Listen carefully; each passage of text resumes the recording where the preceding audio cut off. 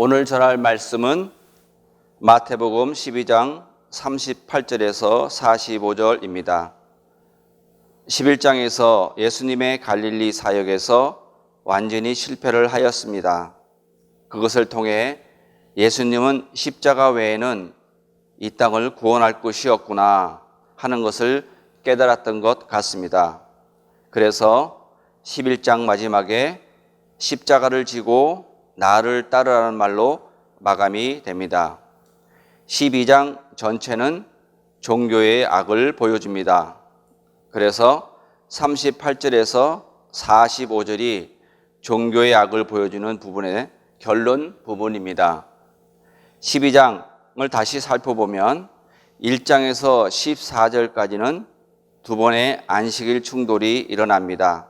그 충돌은 아버지의 가슴을 모르기 때문이고 그 아버지의 가슴은 경탄입니다.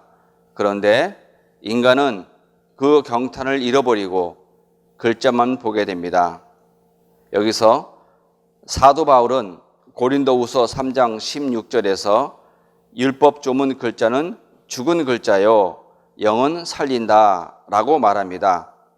그 다음 15절에서 21절을 보면 하나님의 가슴은 이 땅에 오셔서 종이 되어 섬기는 하나님 아버지의 가슴을 말하고 있으며 22절에서 37절은 종교의 악은 결국은 하나님의 섭리를 부인하는 말로 갑니다. 글자의 논리성으로 종교가 시작되어 말씀을 상실한 허무와 거짓말이 남게 됩니다. 그래서 결국 종교는 저주의 더 악한 귀신 일곱이 들리는 것입니다 라고 말하고 있습니다. 38절 그때에 서기관과 바리새인 중 몇 사람이 말하되 선생님이여 우리에게 표적을 보여주기를 원하나이다. 여기서 그때는 25절에 예수님이 귀신 쫓아낸 것에 종교인들은 바알세불 들렸다고 말합니다. 예수님은 귀신 쫓아님이 하나님 나라 임한 것이지 바알세울 힘이 된 것이 아니다 라고 말씀하십니다. 여기에 서기관은 신학자이고 바리새인은 평신도 지도자입니다. 종교인 전체가 표적 보여주기를 원한다고 합니다. 표적이 무엇입니까? 메시아 증거를 보여주는 것입니다. 표적을 보여주는 것이 중요한데 그 시작은 마귀에였습니다. 마태복음 4장 3절에서 6절 마귀는 내가 만일 하나님의 아들이었거든 돌로 떡을 만들어라.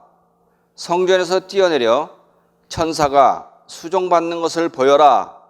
만국의 권세를 가져라 라고 말을 합니다. 또 마태복음에서 4장 27장에 내가 만일 하나님 아들이거든 표적을 행하라 하였고 16장에는 하늘로서 오는 표적이라 말합니다.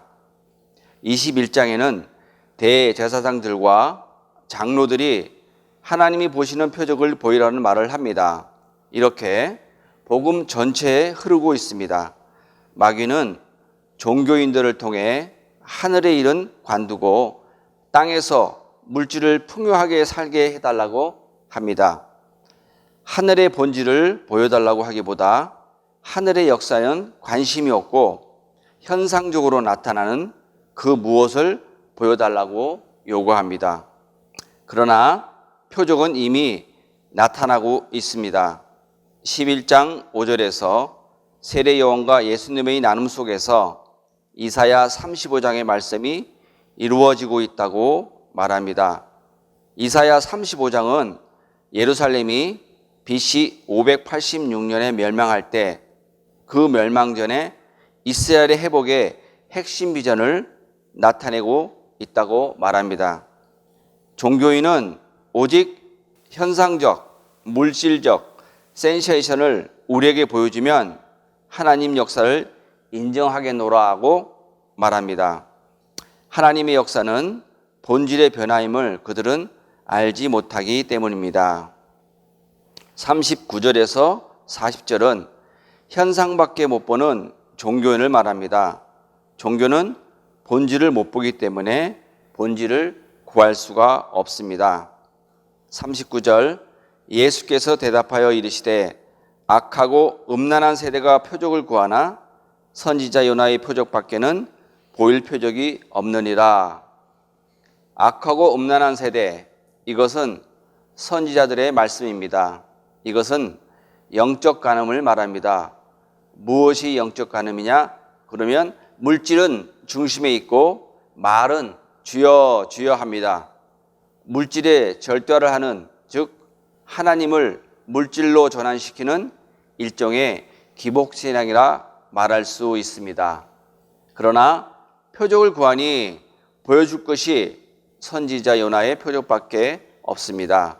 이 물질을 구하는 궁극은 죽음입니다. 그래서 종교는 죽음을 두려워합니다. 죽음에 대하여 알지도 못하고 죽음 너머도 모르니 죽음에서 모든 현상이 소멸되어 끝이다 라고 생각합니다. 그들이 생각하는 죽음 너머의 임재는 모세가 불타는 떨기나무를 바라볼 때 불이 타지만 떨기나무는 그대로 있는 것과 마찬가지로 요나의 표적밖에 보일 것이 없다라고 말합니다. 40절 요나가 사흘 동안 큰 물고기 뱃속에서 있었듯이 인자도 땅속에서 사흘 동안 있을 것이다. 너희는 나를 통해 현상, 물질, 혈육 이 세계를 넘어 본질의 세계, 생명의 세계를 보게 될 것이다. 이것은 예수님의 부활을 말하고 있습니다. 41절에서 42절은 이 종교는 엘리야도 메시아도 다 버린다. 하나님의 영의 본질을 보는 것이 아니라 물질을 하나님으로 보고 있어 알아볼 수가 없게 되는 것입니다. 니느웨 사람들이 일어나 요나의 증거를 듣고 회개하였다. 그런데 요나보다 더 큰 이가 여기 있다고 말합니다. 니느웨 사람은 말씀을 듣고 돌이켰으나 종교인들은 엘리야도 메시아도 버리고 돌이키지 않습니다. 왜냐하면 자기 종교가 절대화되어 있기 때문입니다. 그런 기준으로 모든 것을 보기 때문입니다. 42절 심판 때에 남방 여왕이 일어나 이 시대 사람을 정죄하리니 이는 그가 솔로몬의 지혜로운 말을 들으려고 땅 끝에서 왔음이거니와 솔로몬보다 더 큰 이가 여기 있느니라. 이 말은 그들의 종교로 하나님 말씀을 대신해 버렸고 자기들의 종교가 절대화 되어 버렸습니다. 지금의 기독교 생활과 같다고 봅니다.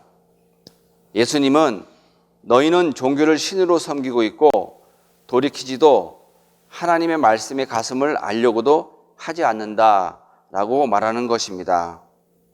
43절에서 45절은 그들의 종교의 화신이 되어버렸습니다.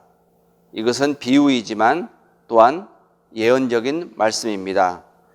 43절 더러운 귀신이 사람에게서 나갔을 때에 물 없는 곳으로 다니며 쉬기를 구하되 쉴 곳을 얻지 못하고, 여기서 더러운 귀신이 나갔음은 말씀을 받은 백성이 된 것을 의미하고 물 없는 곳은 광야이고 광야는 귀신의 처소가 됩니다. 귀신은 광야를 자이다 쉴 곳이 없게 되고 맙니다. 44절 내가 낳은 내 집으로 돌아가리라. 즉 말씀 받은 집으로 돌아가리라. 그리로 와보니 그 집이 비고 청소되었고 수리되었거늘, 여기에서 비고는 스칼라쪼, 이는 형용사가 아니라 동명사입니다. 비어있는 상태가 아니라 말씀을 받아 깨끗해졌지만 아무것도 이루어진 것이 없이 그냥 귀신만 나갔을 뿐 하나님의 일은 일어나지 않고 아무것도 이루어진 것이 없다는 말입니다. 그리고 청소되고 수리되었습니다. 꾸며서 모든 준비를 다 해주었는데도 아무 일이 일어나지 않는다. 즉 모든 말씀을 받아 그것을 종교를 만들어 삶을 살지 않아 아무 일도 일어나지 않고 모양새 내기만 하는 이스라엘 백성, 그들이 시내산 앞에서 광야에서 하나님만 섬기겠다는 고백은 진정한 마음이 아닌 생각만 가지고 있는 가짜 고백이었습니다. 그러나 하나님은 이러한 고백도 받아주었습니다.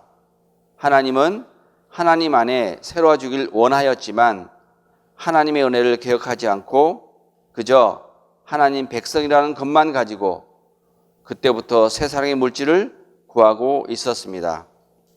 신앙을 삶으로 살지 않았습니다. 지금의 기독교 신앙과 같습니다.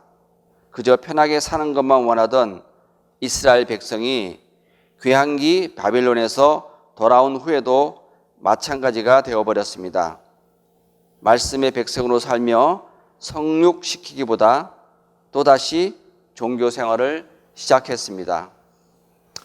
45절, 이에 가서 저보다 더 악한 귀신 7을 데리고 들어가서 거하니 그 사람의 형편이 전보다 더욱 심하게 되었느니라. 이 악한 세대가 또한 이렇게 되리라. 더 악한 7 귀신을 데리고 들어가 거하니 이스라엘 백성이 바벨론에서 돌아올 때 바벨론 포로로 잡혀가기 전에 가나안 종교, 모압 종교, 암몬교, 바알, 아세라 종교에 시달리고 있었는데 이런 종교뿐 아니라 세상의 종교, 점성술, 철학까지 배워와서 이런 것들을 자기 종교에 이용하여 더 교묘하고 분명하게 만들어 버렸습니다. 그 사람의 나중 형편의 정도가 더욱 심하게 되었다는 것은 BC 586년에 성전 종교가 멸망하고 AD 70년 예수님 십자가 후에 예루살렘이 멸망 후에는 엄청나게 교묘하고 정교한 종교가 탄생하게 됩니다. 이 악한 세대가 또한 그렇게 되리라 말하는 것은 귀한 자들이 종교로 돌아간 것처럼 이 시대도 종교가 더욱 강하게 되었는데 이것이 랍비 유대교입니다.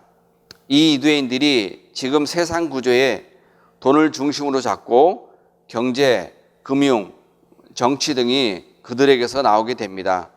그들은 돈이 신격화되어 돈으로 돈을 벌게 하는 역사를 만들어 버렸습니다. 그러나 돈으로 만드는 것은 현상입니다. 돈으로 조건과 상황을 만들 수 있지만 본질을 만들지는 못합니다. 지금 세상 사람들은 더욱 메마르고 정신적 공허함이 더욱 커지고 있습니다. 삶과 존재의 본질은 상실화되고 돈이 전부인 세상이 되어버렸습니다. 공감 능력이 없어지고 가슴을 잃어버린 표피적 자극과 춤과 애곡에도 함께하지 못하는 생명의 본질을 상실한 삶이 되어버렸습니다.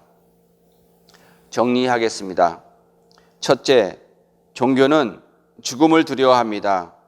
죽음 넘어 본질을 알지 못하므로 모든 현상이 소멸되면 끝이라 생각합니다. 삶은 살지 않아 아무 일도 일어나지 않고 모양새 내기만 합니다.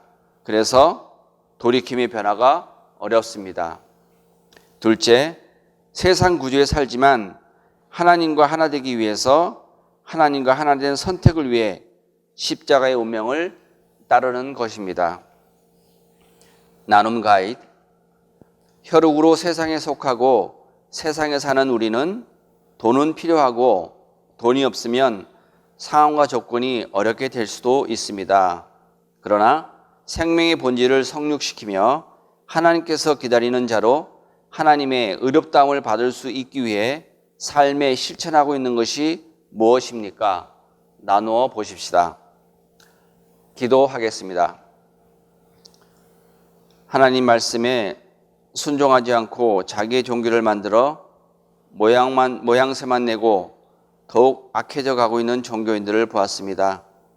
이 말씀에 우리의 심령이 깨어 있어 순간순간 하나님과 하나 되는 십자가의 운명을 따르는 남은 자로 세워 주시옵소서. 예수 이름으로 기도합니다. 아멘.